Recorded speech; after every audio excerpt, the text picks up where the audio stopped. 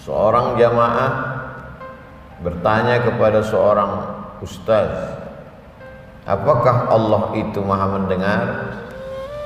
Ustaz menjawab, wa huwas sami'ul basir.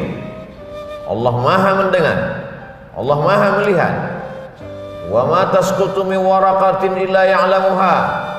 Tidak ada daun yang jatuh kecuali dalam pengetahuan Allah. Wa na'lamu ma tuwaswisu bihi nafsuh. Kami tahu apa yang berbisik-bisik di dalam hati manusia. Jangankan yang dikatakan, diucapkan lisannya, yang terkata di bibirnya, yang terucap di mulutnya, yang terbersit di hati dan pikirannya pun Allah tahu. Lalu kata jamaah, kalau memang Allah maha tahu, mengapa sampai hari ini Allah belum juga mengabulkan doa-doa yang kupanjatkan di tengah malam yang sunyi, dengan suara yang lirih di tengah sujudku? Bukan hanya satu malam, berbulan-bulan kumintakan kepadanya, mengapa dia tidak juga mendengar dan mengabulkan doa?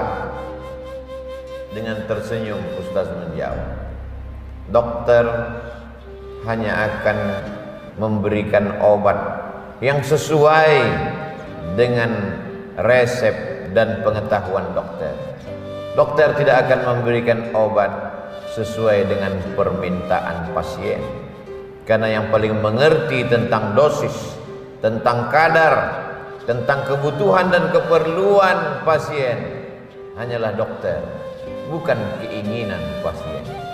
Berapa banyak obat yang menurut pasien adalah obat, tapi justru dia menjadi racun. Berapa banyak resep yang menurut pasien adalah obat, tapi justru menimbulkan mudarat berkepanjangan. Kalau untuk memahami logika dokter saja, pasien secerdas apapun belum tentu dapat memahami dan mengerti, apalagi untuk memahami logika dan cara berpikir Allah Subhanahu wa ta'ala, dalam tanda kutip. Walaupun kata berpikir belum tentu tepat untuk Allah. Laisa kamitslihi syai'un. Tidak ada yang sama dengan Allah Subhanahu wa ta'ala. Wa lam yakul lahu kufuwan ahad. Tidak ada yang setara dengan Allah Subhanahu wa ta'ala. Seorang anak kecil merengek meminta pisau kepada ibu. Ibu tidak memberikan. Kenapa? Menurut anak pisau itu adalah baik, karena dia ingin bermain-main memotong-motong dengan pisau yang tajam. Tapi logika ibu berkata, usiamu belum cukup, tanganmu akan luka, darah akan menetes, nadimu akan putus. Ada pengetahuan. Maka Allah menjelaskan melalui lisan Nabi Muhammad SAW, asa an takrahu syai'an, boleh jadi kau benci sesuatu, wa huwa khairul lakum, tapi yang kau benci itu baik menurut pandangan Allah. Asa an takrahu syai'an, boleh jadi kau benci pada sesuatu, wa yaj'alallahu fihi khairan katsira, tapi di balik kebencian itu ada kebaikan dan hikmah yang banyak. Hanya saja terkadang emosional manusia, keinginan yang menggebu-gebu, hasrat dan hawa nafsu membuat dia merubah Allah Subhanahu wa ta'ala bukan lagi menjadi sembahan, tapi menjadi pemuas nafsu keinginannya. Dia ingin Allah memenuhi segala keperluan permintaannya. Dia tidak pernah menganggap Allah sebagai Al-Khaliq, pencipta. Allah adalah Rabb, pencipta, pemelihara, pelindung, pengayom, pemberi rezeki. Oleh sebab itu Nabi Ibrahim berkata, Rabbi, ya Allah, Engkau yang menciptakan aku. Rabbi, ya Allah, Engkau yang memelihara dan menjagaku. Rabbi, ya Allah, Engkau yang memberikan rezekiku, mengatur sesuai dengan kehendak-Mu, bukan sesuai dengan kemauan-Mu. Lalu kalau memang semua hidup ini adalah atas kehendak dan kemauan Allah, Lalu untuk apa kita berdoa? Untuk apa kita berusaha? Karena kita tidak tahu apa yang akan terjadi esok hari. Wa ma tadri nafsum madza taksibu ghadan. Tak ada yang tahu apa yang terjadi besok pagi. Wa ma tadri nafsum bi ayyi ardin tamut. Tak ada yang tahu di mana dia akan mati. Karena kita tidak tahu, maka kita berusaha, berikhtiar. Kita diperintahkan Allah Subhanahu wa taala untuk berobat ketika sakit. Kita diperintahkan untuk mencari rezeki ketika dia tidak ada. Akhrajakum min butuni ummahatikum. Allah yang mengeluarkan kamu dari perut rahim ibu kamu. La ta'lamuna syai'a. Kamu tak tahu apa-apa. Jangankan membawa apa-apa, kamu tidak tahu apa-apa. Lalu kemudian dia kayakan kamu, dia beri kamu kuasa, dia titipkan. Itu semua adalah ujian.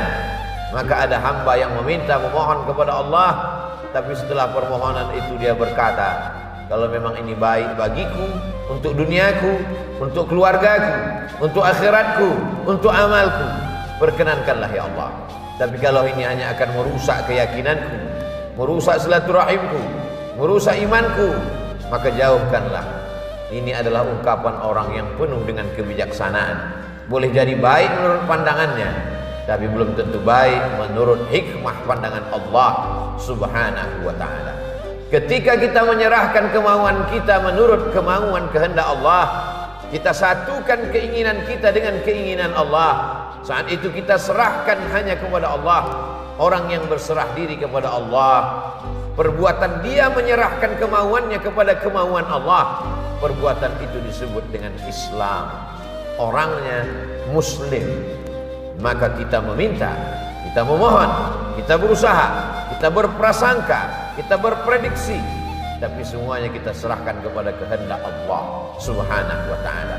Itulah orang yang berpegang kepada Ahlus Sunnah wal Jamaah. Maka anak Ibrahimu Yahudian.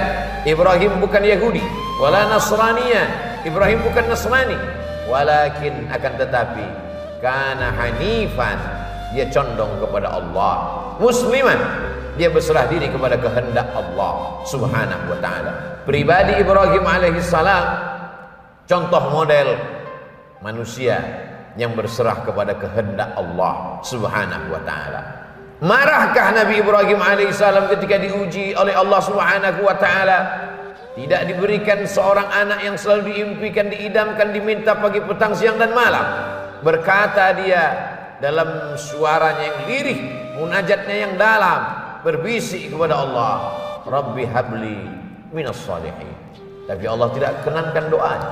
Allah belum kabulkan doanya. Marahkah Nabi Ibrahim? Emosikah Nabi Ibrahim? Keluarkah kata-kata sumpah serapah dari lidahnya? Tidak. Dia tetaplah seorang Ibrahim musliman, berserah diri kepada kehendak Allah. Hanifan, hanif, condong kepada kemauan Allah, bukan condong kepada keinginan manusia yang ada di sekitarnya. Tidak condong kepada keinginan hawa nafsunya. Dia tidak paksakan Allah dalam doa-doanya. Dia hanya meminta kepada Allah. Setelah itu dia serahkan kepada Allah. Andai dikabulkan apa yang dia mintakan, syakar, dia bersyukur kepada Allah.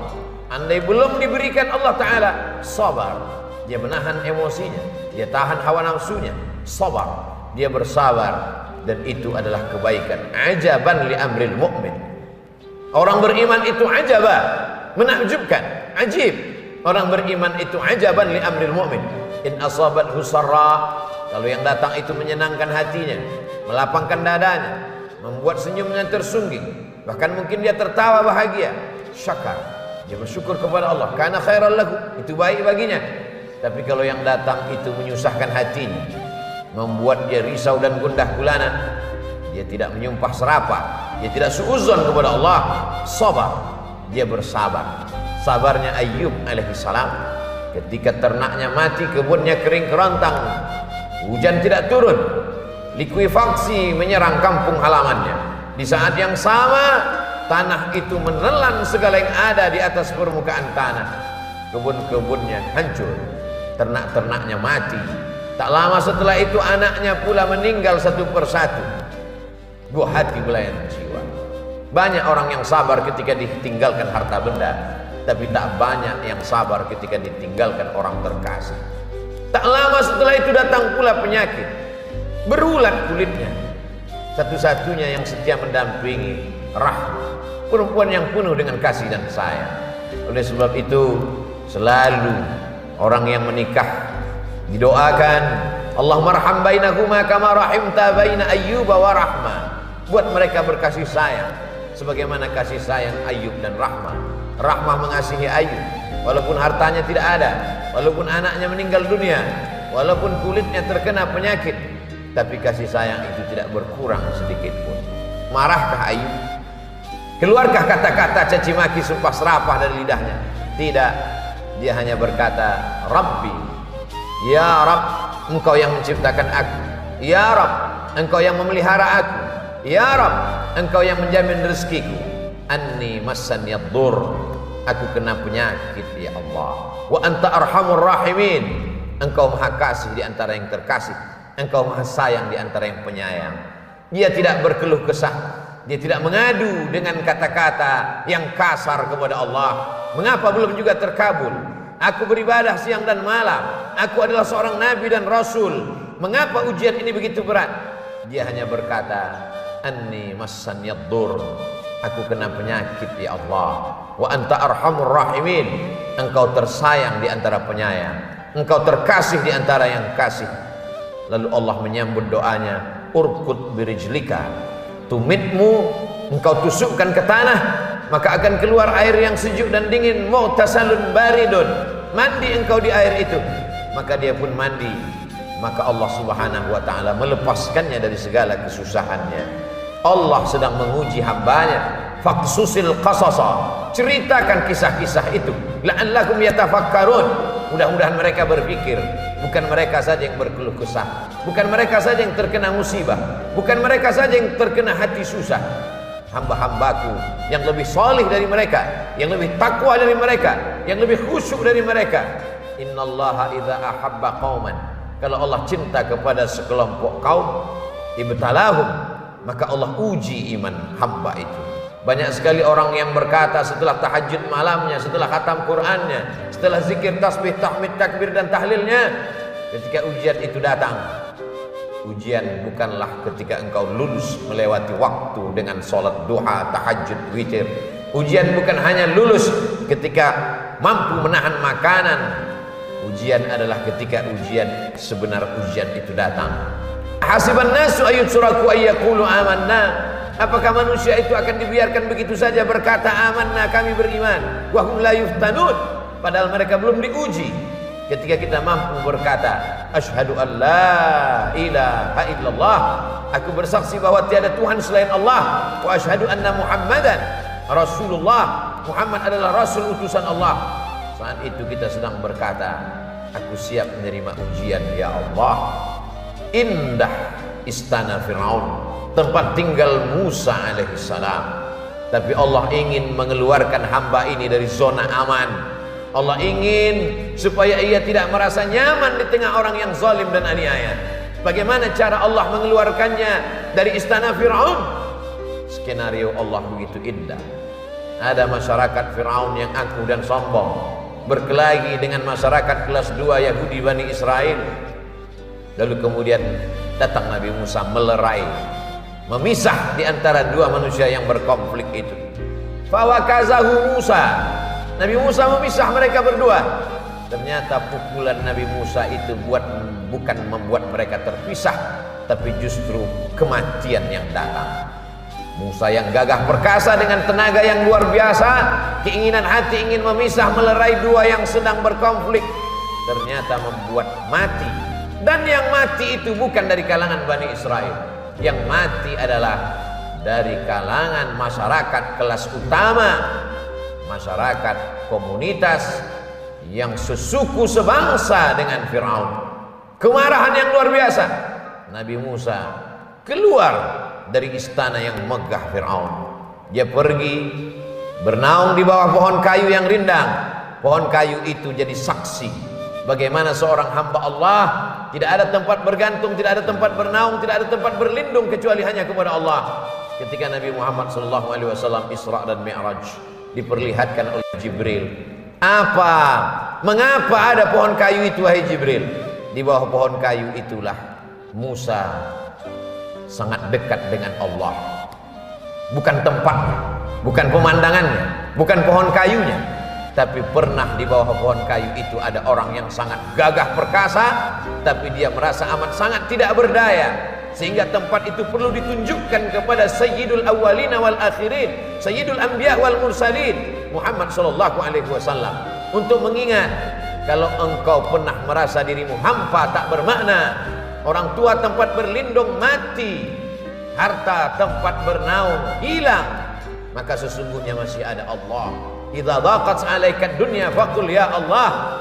Hari ini Covid-19 meluluh lantakkan hasil usaha manusia. Berapa banyak bisnis yang hancur lebur.